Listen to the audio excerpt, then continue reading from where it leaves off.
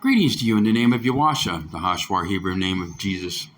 I'm Michael Hoshai, and I'm with you today to discuss the topic of end-time prophecy.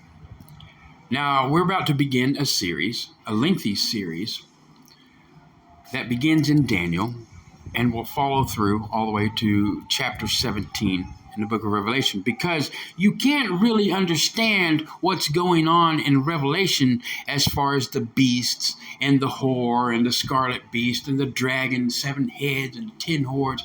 All this symbolism can be rather confusing, but you can't understand the book of Revelation without first understanding the book of Daniel and Daniel's interpretation of dreams from Nebuchadnezzar, the king, and also interpretation for Belshazzar, the co-regent of the time, and all the things, the visions that Daniel saw as well. So first we have to begin in the book of Daniel. And what we're going to do is we're going to trace the attributes of the Antichrist and the false prophet, and how it's all going to point to who that whore is that sits on that scarlet beast.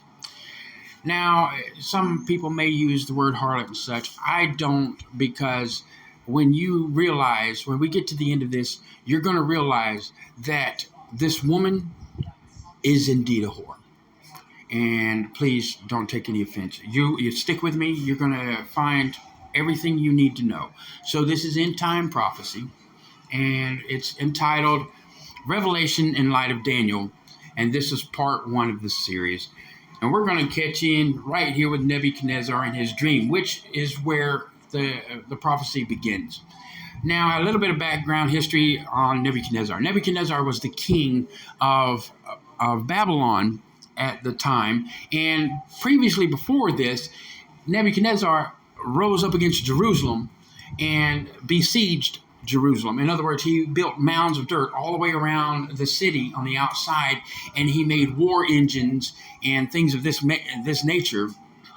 And the whole point was to starve the people into submission, whomever you were besieging. And so this is what Nebuchadnezzar did with Jerusalem. And when he got to the point where everybody was starving and the king tried to escape and he was killed, Nebuchadnezzar went in. It was pretty much a slaughter fest. There was really no fighting going on the part of Jerusalem in defense. So Nebuchadnezzar goes in, his soldiers slaughter a bunch of people. They go into the temple. Nebuchadnezzar takes as his reward for the win all the vessels and implements of the temple, the brass, the gold, the silver, all of these things that God had anointed specifically for use in the temple and sacrifices and such as that. So Nebuchadnezzar took those back to Babylon with him. But he also kidnapped or took hostage or prisoner some of the princes of the king with him back to Babylon.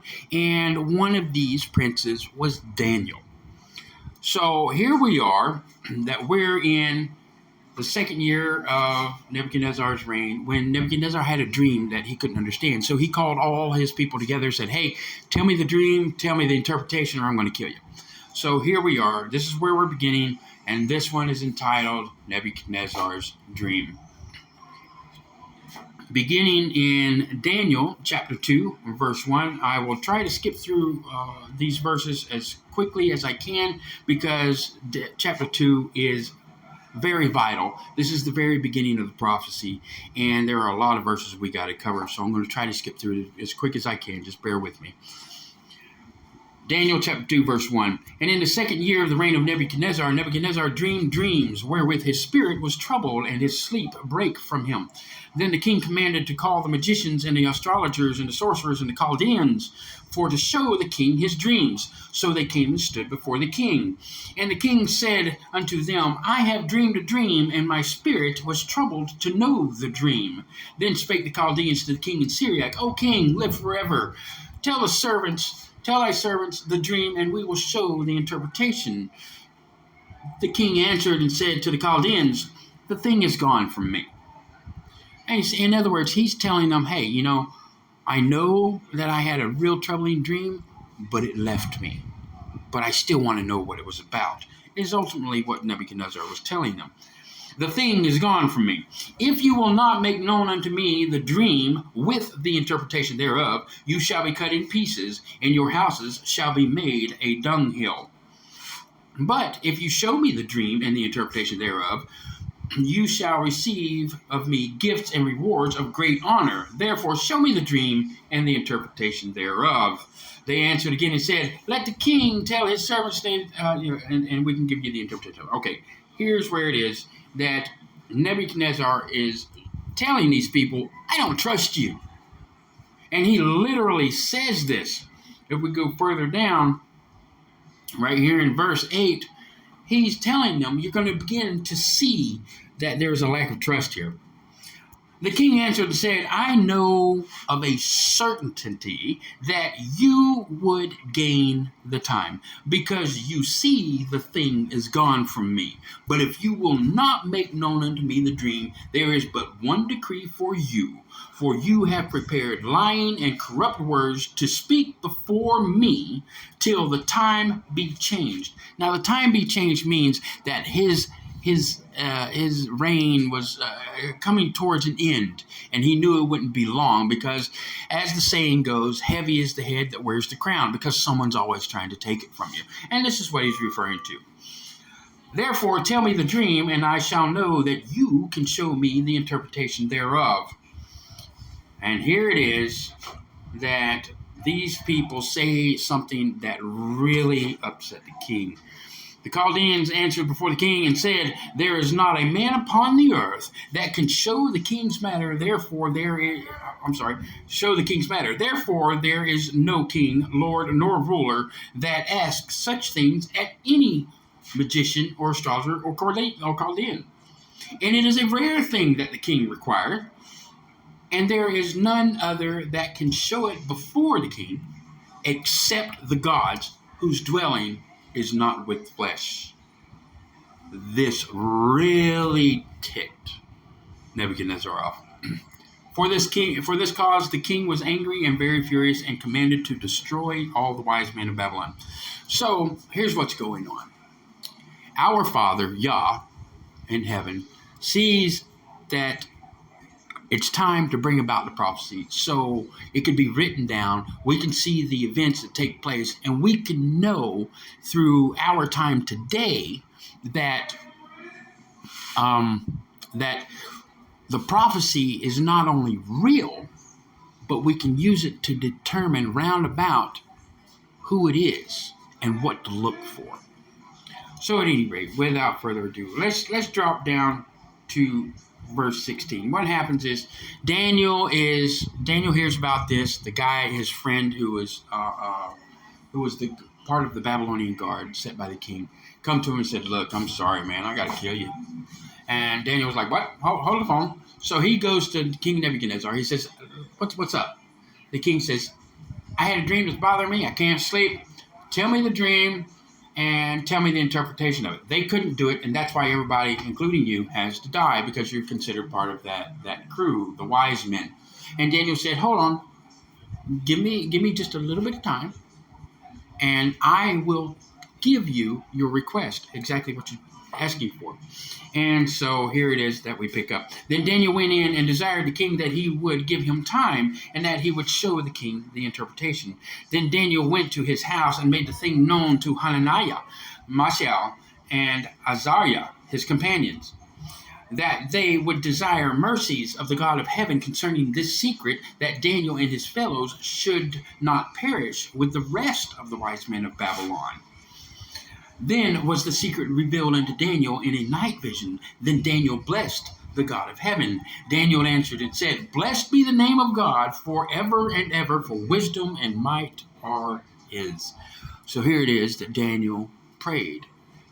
Him and his buddies prayed, and Yah revealed the dream to him through the Spirit. And not only did he reveal the dream, he gave him the interpretation also, which is where we're about to go. But the whole behind-the-scenes working here is this. God saw Nebuchadnezzar did not believe in him. And he set it in Nebuchadnezzar's heart not to trust his magicians, wise men, priests, astrologers, and all these Chaldeans. And so he said, "Hey, here's the deal.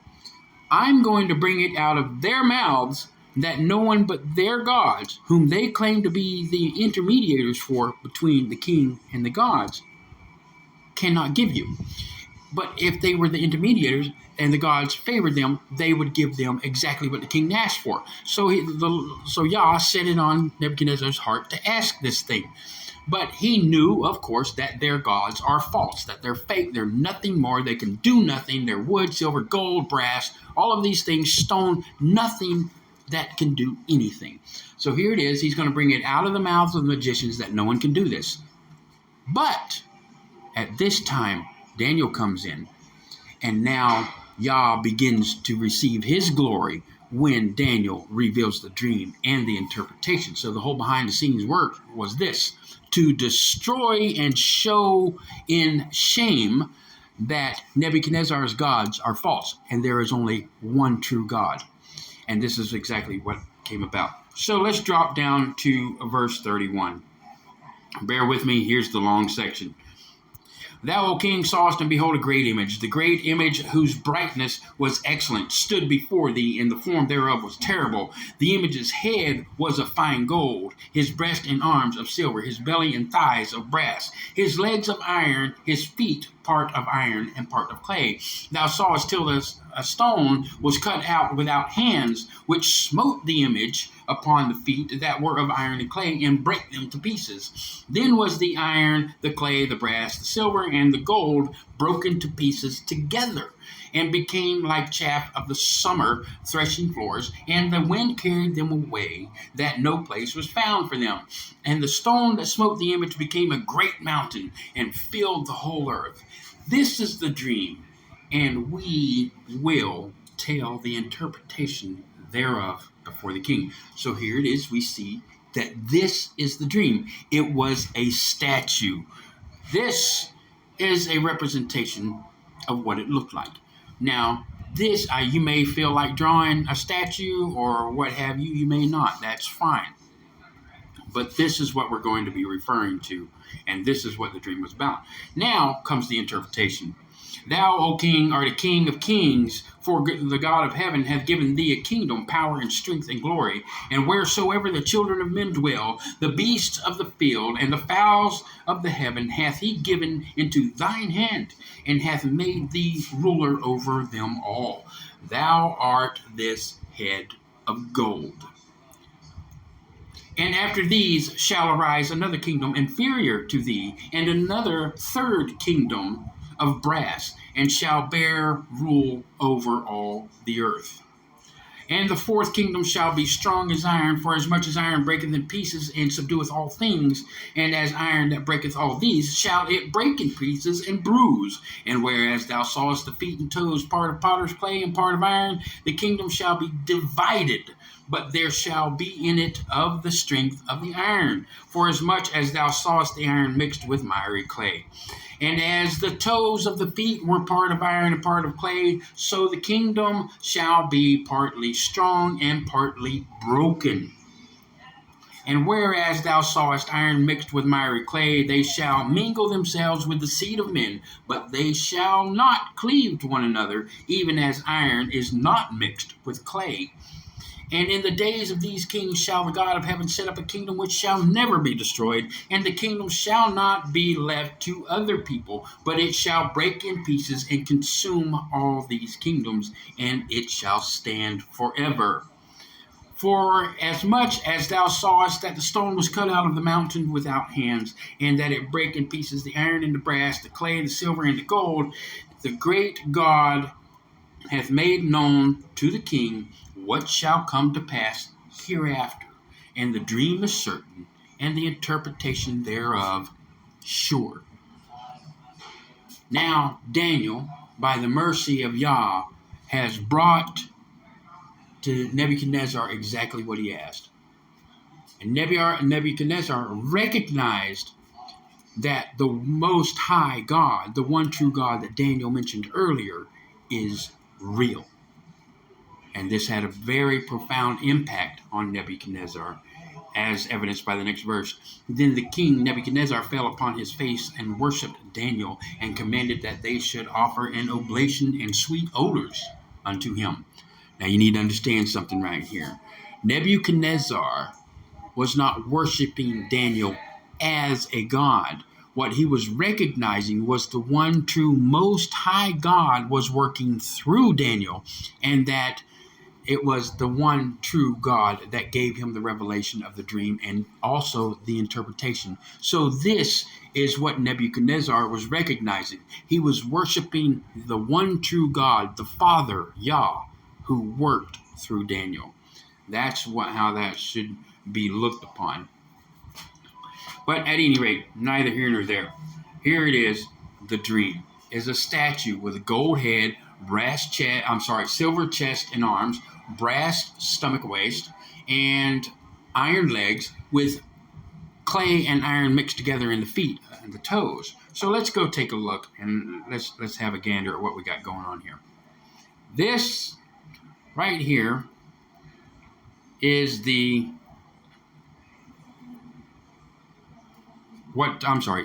is what the golden head is what Daniel told King Nebuchadnezzar. He says, "You are the golden head." So we got Neb as the golden head, which is the kingdom Babylon. So on your notes, what you're going to want to do is you're going to write down golden head equals Nebuchadnezzar and Babylon. Now, as you can see through the transition of metals and materials in this statue, it next goes to silver, brass, iron and clay. So you may understand that the head of gold is Nebuchadnezzar and Babylon. And now we're about to go ahead and cover the shift to the kingdom that is coming next, which is the silver right here. And we're going to go to the book of Daniel, chapter 5. Oh, let me get rid of that pen. There it is. So let's do that now. And here it is, chapter 5. Okay, I have to give you a little bit of explanation here. There was a succession of kings that came along after Nebuchadnezzar. One of them happened to land on a fellow named Nabonidus, which was the father of Belshazzar. And Belshazzar although he's recognized as the king of Babylon, he was not really the king. And I'm going to, after we get to the bottom of this section, I'm going to read you some notes about some historical evidences about Belshazzar, and there's an interesting point at why he made this point to Daniel, which I will point it out to you. Never fear. Let's continue on. Daniel chapter 5, verse 1. Belshazzar the king made a great feast to 1,000 of his lords and drank wine before the 1,000. Belshazzar, while he tasted the wine, commanded to bring the golden and silver vessels which his father Nebuchadnezzar had taken out of the temple which was in Jerusalem, that the king and his princes, his wives, and his concubines might drink therein. All right, we got to stop here. You'll remember that I told you in the previous history before chapter 2 of Daniel that Nebuchadnezzar went and laid besiegement against Jerusalem. Then he went in after killing the king who tried to escape. He went in, killed a bunch of people, took the princes as hostage, destroyed the temple, and took all of the vessels and implements out of that. A lot of these were cups and bowls and things of this nature, censers, all of these things. And here it is that Belshazzar has taken these things and decided to show his wealth and brandish his authority and flaunt his mighty self, whatever you want to call it, and allow the people to drink out of these vessels. There's only one problem with this. The Lord God had set these vessels apart for his purpose only, to serve him only. You do not take something of God's that he has anointed and set apart for himself and touch it, to defile it, to use it in a manner that he did not say to do that. This is why the scripture says, touch not mine anointed and do my prophets no harm. This is why the scripture says that. Hallelujah. I got the Spirit all over me. Now, with that being said, let's continue on. Belshazzar has taken the vessels out. and started using them. Then they brought the golden vessels out that were taken out of the temple of the house of God, which was at Jerusalem, and the king and his princes, his wives, and his concubines drank in them. They drank wine and praised the gods of gold and of silver and of brass, of iron, of wood, and of stone. In the same hour, this is a very important part, in the same hour came forth fingers of a man's hand and wrote over against the candlestick upon the plaster of the wall of the king's palace. And the king saw the part of the hand that wrote. Then the king's countenance was changed, and his thoughts troubled him, so that the joints of his loins were loosed, and his knees smote one against another. The king cried out and asked for the astrologers, Chaldeans, and soothsayers. Okay, let's stop right there. That's good. That's a good enough amount to read so far. Here it is that Belshazzar's doing all this stuff, flaunting his wealth and all this kingship and authority and all this stuff with the vessels that were anointed for God, by God. And all of a sudden, a disembodied hand appears on the wall, appears and writes on the wall. Now, where it says that the king's joints in his loins were loosened, that's just a really nice way of saying that he couldn't control his bladder and he peed on himself. He was so scared that he wet himself, and his knees began to knock. So here it is that Belshazzar did exactly what Nebuchadnezzar did when he was scared about his dream. He called for everyone to come tell him what was going on. So these people could not do it. They could not give him the interpretation of what these words meant. And so they knew about Daniel, which is what we're about to get into. And then came all the king's wise men, but they could not read the writing nor make known to the king the interpretation of. Then was the king greatly troubled, charged, and let's see, there's a man in the kingdom. They tell him about Daniel for as much. There it is right here.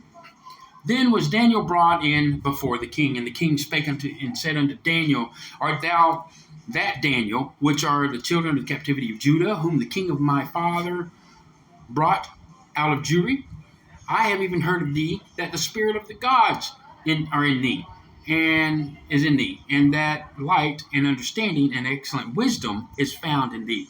And now the wise men, the astrologers, have been brought to in before me, that they should read this writing and make known unto me the interpretation thereof, but they could not show the interpretation of the theme. And I have heard of thee that thou canst make interpretations dissolve doubts. Now if thou can read the writing and make known to me the interpretation thereof, you shall be clothed with scarlet and have a chain of gold about your neck, and shall be the third ruler in the kingdom. Pay attention to that statement right there. The third ruler in the kingdom. You can write it down as a side note, whatever you want to do, that's fine. But pay attention to that. I'm about to explain why he said such a thing later. Then Daniel answered and said before the king, Let your gift be to yourself, and give your rewards to another. Yet I will read the writing unto the king and make known to him the interpretation. Now is where Daniel starts to get a little sarcastic. He says, O thou king, the most high God gave Nebuchadnezzar thy father a kingdom and majesty and glory and honor. And for the majesty that he gave him, all the people, nations, and languages trembled and feared before him, who he would feared before him, whom he would slew, and whom he would keep alive, and whom he would set up, and whom he would put down. But when his heart was lifted up, and his mind hardened in pride, he was deposed from his kingly throne, and they took his glory from him. I got to stop right there. Here it is right here. I'll stop after this one. And he was driven from the sons of men, and his heart was made like the beasts, and his dwelling was with the wild asses. They fed him with grass like oxen, and his body was wet with the dew of heaven, until he knew that the Most High God ruled in the kingdom of men, and that he appointeth over it whomsoever he will. This is called boanthropy. This is a very real condition. Sometimes people will devolve into living and eating and believing themselves as an animal. They actually devolve from human being to animal. they actually believe they're an animal. And this is what was happening to Nebuchadnezzar when God searched him and saw in his heart that there was no good in him. And he said, all right, you know what? You're going to recognize me. Even after what I've shown you before, you're going to recognize me. I'm going to make you suffer this boanthropy, and you're going to live like an animal until you recognize that I rule the kingdom of men. And ultimately, Nebuchadnezzar did come to that point where he stood up and he recognized and worshiped the one true Most High God before he died. And so we'll continue on. And thou, his son, O Belshazzar, has not humbled thine heart, though you knew all of this, but have lifted up yourself against the Lord of heaven, and they have brought the vessels out of his house before thee, and you and your lords, your wives, and your concubines have drunk wine in them, and you have praised the gods of silver and gold and brass, iron, wood, and stone, which see not, nor hear, nor know. And the God in whose hand your breath is, and whose are all thy ways, hast you not glorified. Then was the part of the hand sent from him, and the writing was written. And this is the writing that was written. Mene, mene, tekel, upharsin. This is the interpretation of the thing. Mene. God has numbered your kingdom and finished it. God said that twice. I have numbered the days of your kingdom and finished it. This is how angry Yah is or was at the time. Tekel, thou art weighed in the balances and art found wanting. God searched Belshazzar's heart and found nothing that he liked. So he was weighed in the balances and he was found not to have anything good. Perez, thy kingdom is divided and given to the Medians and Persians. This is your silver chest and arms. This is the transition from the golden head to the silver chest and arms. And this, as the golden head represented Nebuchadnezzar and Babylon, the silver chest and arms represents Medo-Persia. So you write that down on your paper. Silver chest and arms, Medo-Persia. Medo-Persia, Persia. Let's continue on. Then commanded Belshazzar that they clothe Daniel with scarlet and put a chain of gold around his neck and made the proclamation concerning him that he should be the third ruler in the kingdom. There it is again. But this was the end. And this is why Daniel told Belshazzar, you can keep your gifts, give them to someone else. I already know what this means, and you're done. So here it is, we see exactly why Daniel said that. In that night was Belshazzar, the king of the Chaldeans, slain, and Darius the Median took the kingdom, being about 62 years old. Here it is that we see the change of kingdoms in our statue that Nebuchadnezzar had a dream about. And you remember that well, you know what, we'll get to that in a moment. Let's go to our statue and take a look at things. So here it is that this was Babylon. And its king was Nebuchadnezzar. We'll just call him Nebi. How about that? That's a long name. And here it is that this kingdom has now come into place. Bunk, bunk. Babylon is no more. Belshazzar gave up the kingdom that very night that he saw the hand on the wall when God told him, your days are numbered. So now that Babylon is over with, we begin the rule of Medo-Persia. Medo-Persia is a combination of the Medians and the Persians, which we will discuss that in part 2. But as for right now, I want to go ahead and explain to you why Belshazzar said to Daniel that he would make him third ruler of the kingdom. Now, although Daniel recognized him as king, he had to. But Belshazzar was actually a regent or co-regent, co-ruler with his father, Nabonidus. So I would like to read you some information out of Haley's Bible Handbook, the 25th edition, concerning Belshazzar and Nabonidus. Until 1853, no mention of Belshazzar had been found in Babylonian records.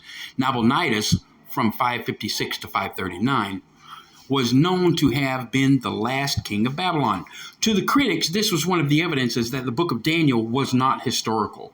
But in 1853, an inscription was found on the cornerstone of a temple built by Nabonidus in Ur, which read, "May I, Nabonidus, king of Babylon, not sin against thee, and may reverence for thee dwell in the heart of Belshazzar, my firstborn favorite son." From other inscriptions, it has been learned that Nabonidus spent much of his time outside of Babylon, namely at Teman in northern Arabia. That Belshazzar was in control of the army and the government as co-regent with his father, and that it was he who surrendered to Cyrus. This explains how making Daniel the third ruler in the kingdom was the highest honor that Belshazzar could bestow. This is why Belshazzar told him that he would be third ruler, because Belshazzar was only ruling while his father was away. Okay, to sum up, we begin the prophecy with the dream of Nebuchadnezzar, and what is not shown here is a block that was cut out of the mountains without hands coming in and destroying the feet that would ultimately destroy the statue. And this block would become the kingdom that reigned forever and ever. But for now, we have Nebuchadnezzar in Babylon on our notes. It's finished. And we have Medo-Persia that has taken over and done. As a matter of fact, at the night of the party, things were going on. It was so silent that Cyrus and his men actually snuck into the city through a water passageway and got into the kingdom palace without ever having to kill anyone. Isn't that amazing? When God says something, he does it. I hope you've enjoyed this. And again, if you haven't taken your notes, stop the video, go back, catch the notes. I appreciate you joining me, and I look forward to spending more time with you as we continue in this series, which is quite lengthy. And rest assured that we are going to find out who is who and how it came to be that way. We've got a lot of ground to cover, and I look forward to seeing you next time. Until then, have a good day.